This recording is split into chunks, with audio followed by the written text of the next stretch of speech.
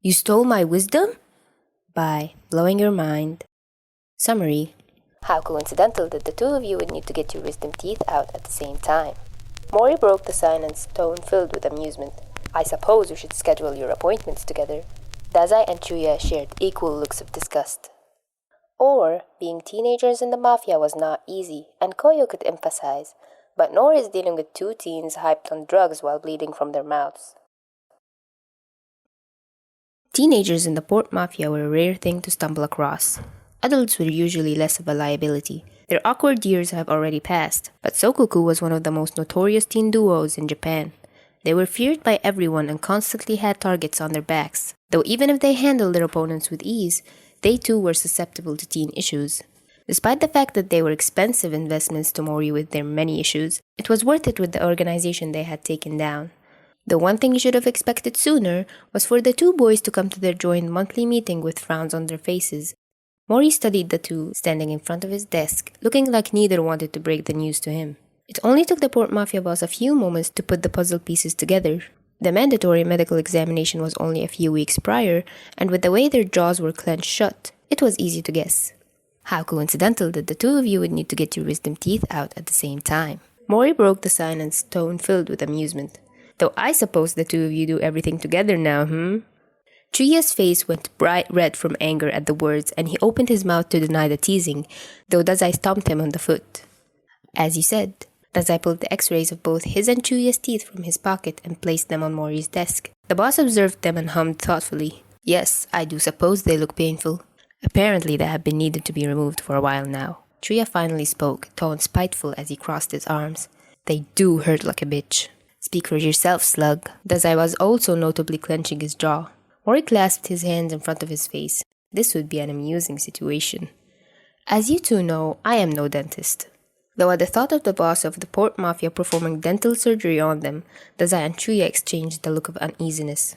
So what do you suggest we do? Chuuya asked, arms still crossed defensively. Isn't it obvious, dog? Dazai sneered. We set up an appointment at the dentist just as everyone else. Chuuya's eyebrows furrowed. Isn't that just because you two are in the port mafia? Mori interrupted their banter. Does not mean that you are immune from teenage issues. You do not get a free pass just because you were forced to mature sooner. I shall set up an appointment as soon as possible. At his lecture, the two pointedly looked anywhere but him, impatient to get out of the room as soon as possible. Mori eyed the clock and sighed in mock disappointment. As much as I enjoy our meetings, the latest squad has lost a director and I need the two of you to lead their attack tonight for the time being. I expect you to be back here by tomorrow morning. Understood? Yes, boss. The two answered in sync, even if Dazai was never genuine and Chuuya sounded strained. They bowed tightly and quickly exited the room. Mori scrolled through his contacts and managed to sneak the two into an early morning appointment. He also contacted Executive Kouyou because she would not want to miss such an important event. It was something the two of them had been waiting for, after all. This is fucking stupid. Chuuya grumbled as he picked at his sleeve aggressively. He and Dazai were waiting in one of the port mafia's many lounge rooms. It was 6 in the morning, the hour where subordinates were returning to their houses after hours of hard work, dead on their feet from the long night. Of course, he nor Dazai could go back to their apartment to get any sleep in, because by the time the mission they were sent on was over with, it was already an hour before they were supposed to meet, and neither saw any point in going all the way to their apartments before coming back 10 minutes later. So both wordlessly made their way to the lounge and sat as far away from each other on the leather couch as possible, occasionally drifting off. Is Chuuya nervous? Dazai asked, a mixture of teasing and curiosity in his voice. If I recall, you have never had surgery, correct? They both knew Chuuya avoided any medical facilities at all costs. It was not a surprise given where he had been before the port mafia and the sheep. I don't know why you're fucking talking. You don't like doctors either. Chuuya grumbled defensively, eyes drifting to the clock again. 10 more minutes. Touché, Dazai murmured, though dentists are much better than doctors. Even if they're all up in your mouth, why would someone even want that damn job anyway? Chuuya snorted, resting his head on his palm. The cushions of the couch were starting to feel itchy and uncomfortable. We will never understand the normal citizens, Chuuya. Dazai shrugged as if he had accepted the fact a long time ago. Chuuya had the feeling he had trouble understanding anyone at all. I don't want to, Chuuya huffed. Their lives are boring. He didn't want a boring damn life. He didn't long for one at all. But if he could go to school for one day and not have to worry about the god chained inside him, or when he was going to finally die from that very god, he would.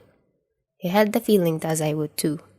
A flash of red and pink caught Chuuya's attention, pulling him from his lingering thoughts, and he practically jumped from the couch at the sight of Executive Kouyou Ozaki approaching them with a plastic bag in her perfectly manicured hand.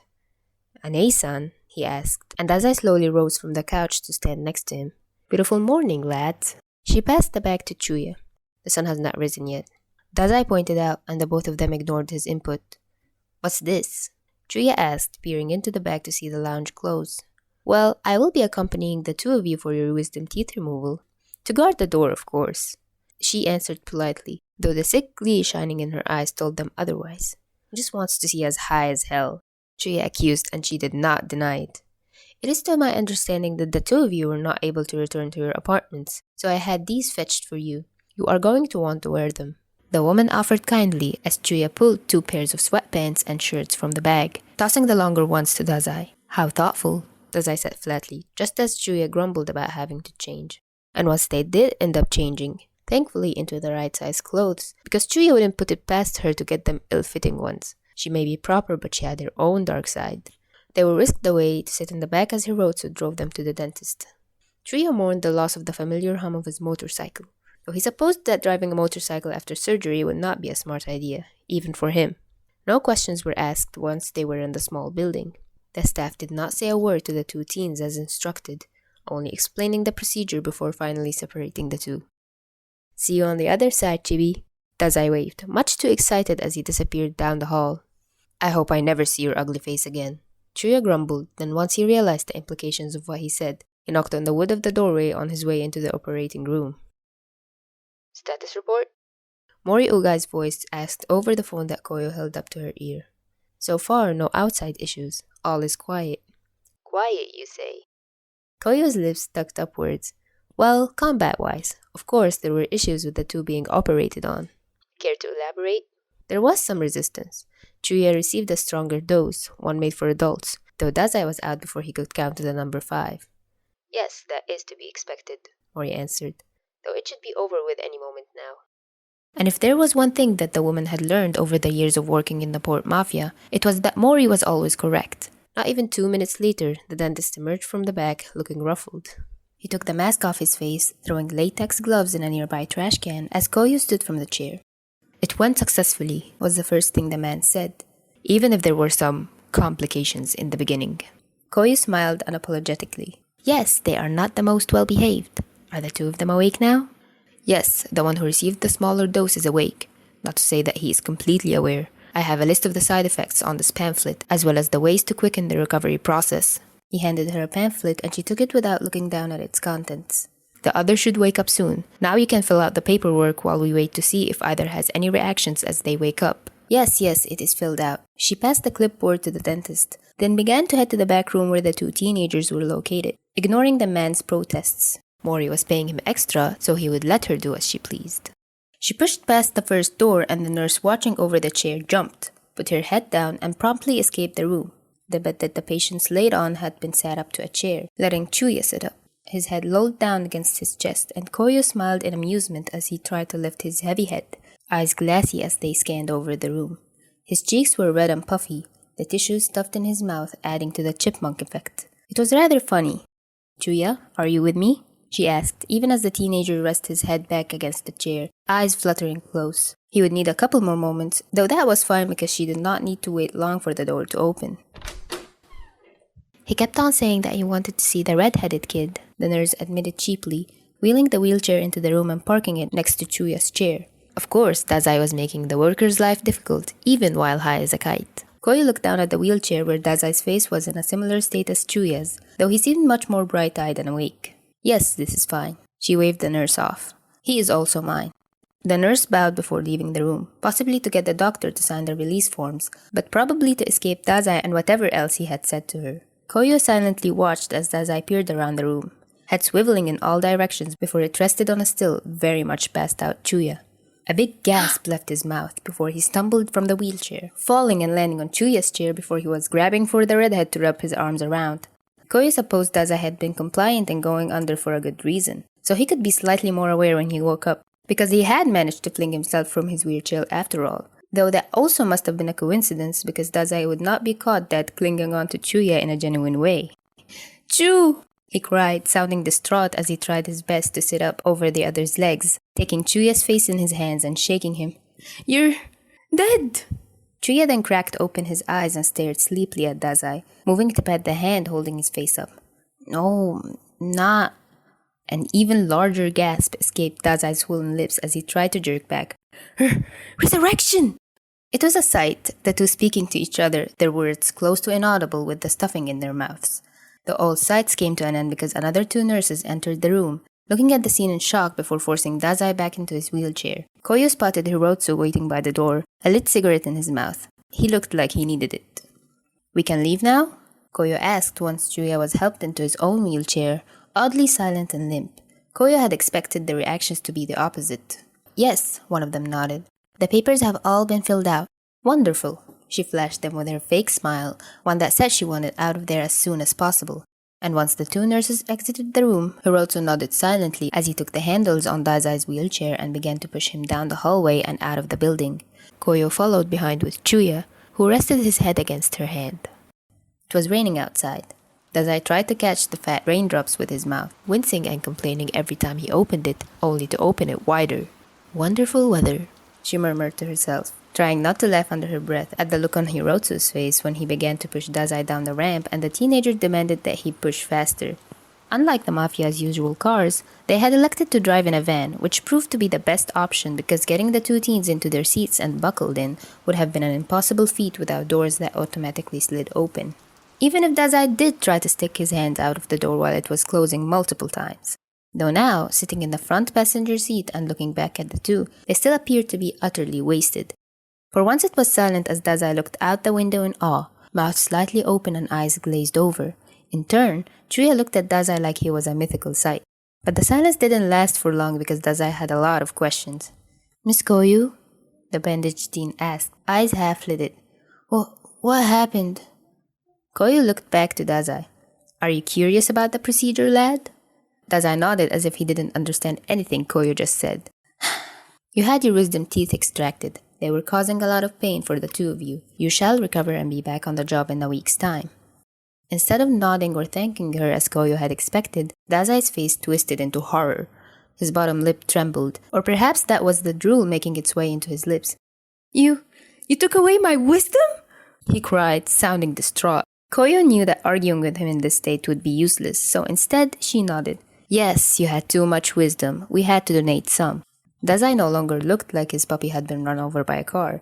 Instead, he turned to Chuuya, who had been staring at him with a new emotion each moment. "Yeah," Dazai agreed. "Sure, Chuuya needed some." Yes, donations are very nice. Though unluckily, or luckily, depending on how one looked at it, that was not the end of Dazai's freakouts. A mere 2 minutes later, minutes the two had spent babbling to themselves, Dazai looked down at his arms as if noticing them for the first time. "Why am I wrapped in toilet paper?" His panic increased as he looked to the redhead, who looked equally as alarmed. "Chuu, get it off!" "Shush!" Chuuya whined, even as he took one of Dazai's arms and fumbled with the bandage. He couldn't get it with his shaky fingers. Dazai put his cheek against the cool window to escape the bandages wrapped all around him, though this only caused the gauze in his mouth to come off, falling down to his lap. It was a crimson color, more bloody than it was clean. Now that drool dribbled freely down his mouth mingled with blood. But he didn't seem too worried about that, or the bandages anymore as he tried to kick the gauze away.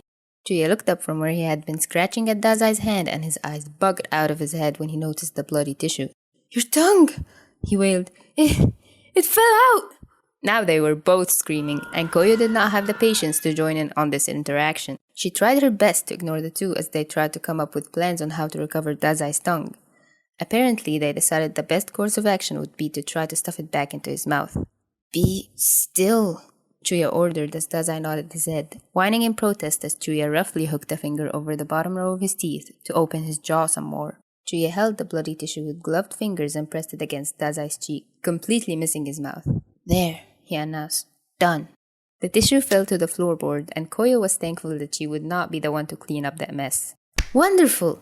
Dazai clapped his hands uncoordinately, and Kouyou was sure that he would have reached over to loop his arm around Chuuya if the seat belts did not restrict him. And if Kouyou and Hirotsu thought the exchanges between them would end there, then they were dead wrong, because looking into the rearview mirror, they experienced as Chuuya filtered through every emotion known to man. He was giggling uncontrollably, face against the window. Then he was blankly staring at the back of the driver's seat with an empty look on his face. Following that, he was fearful, flinching back every time a car passed them. And lastly, he was crying. Though the word crying was an understatement because they were full-on sobs, the kind that racked his whole body as he hiccuped. Hot tears spilled down his cheeks, and Dazai reached a hand over to pat his hair. "It's okay, fluffy puppy," he reassured. "There's dog food when you get home." Like a switch, Chuuya stopped crying, his face red. He was pissed, extremely pissed. Luckily, he could not use his ability with Dazai in such close proximity, though that did not stop their little boxing match in the backseat of the car from taking place. Kouyou did not even have a moment to thank the seatbelts because somehow the two had managed to unbuckle themselves with uncoordinated hands before they moved on to try to smother each other. Chuuya had managed to get a hand on Dazai's face and pushed his head back against the window as he crawled over to the other seat. Then, much to the two adults' abject horror, Chuuya pressed the button on the door opening the van's door. Dazai had both his arms firmly wrapped around Chuuya in a way that said, "If I go down, then you go down with me." Though of course that would not happen because Hirotsu had quickly overridden the backseat control and closed the door before it could fully open. If he had not managed to do that, then Kouyou believed full-heartedly that Chuuya would have thrown the both of them out of the vehicle. "Your little boxing match is over," Kouyou ordered, tone sharp. Chuuya acted as if it cut into him, because he immediately took his hand away from Dazai's face, looking like a kicked puppy. Dazai was snickering under his breath. "We almost died," he said joyously. Chuuya looked traumatized, and now his bottom lip was trembling. "We almost died," he repeated, then apologized in tears. Possibly the only time he would ever apologize to Dazai. Really, Kouyou was never agreeing to take the two boys to surgery ever again. It was almost too much, even if it was a very amusing job to have. Towards the end of the car ride, the two finally settled down, though Chuuya had not managed to crawl back into his own seat, electing to stay sitting on Dazai. Kouyou was perfectly fine with it as long as the two of them were not trying to kill each other again. And then the long-awaited moment happened, the moment Kouyou had hoped to see and the very reason she had volunteered to guard the two in this state in the first place. Because in the end, she knew the anesthesia would make them extremely out of character, also meaning that something freakish was bound to happen. It was only in the very last moment of the car ride that the two finally had fallen asleep. Chuuya slumped forward against Dazai, arms hanging limply on either side of him. Dazai's head was rested on the window, cheek squished into Chuuya's hair as he drooled onto it. Finally, peace and quiet.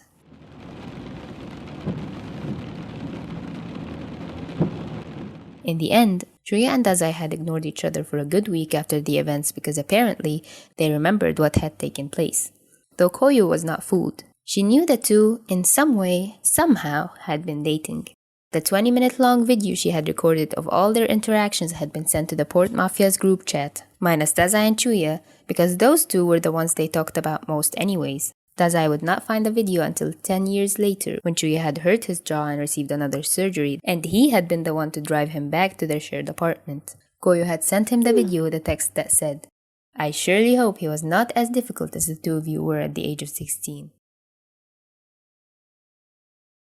I seriously could not stop smiling reading this whole thing. This was so funny. It's one of my favorite humor fics of SKK, and it makes my day every time, actually. Yeah, thank you so much, Blowing Your Mind, for giving me permission to podfic this. And I hope you enjoyed it as much as I had enjoyed reading it. And yeah, I'm looking forward to podfic some of your other fics. You're actually one of my favorite writers on here. Like, your style of writing is so unique, and I love it so much because your SKK are so in character every time, actually. They are the most in character in terms of like what fics I like and what premises I like. So yeah, I do hope you all enjoyed, and thank you for listening. Till next time.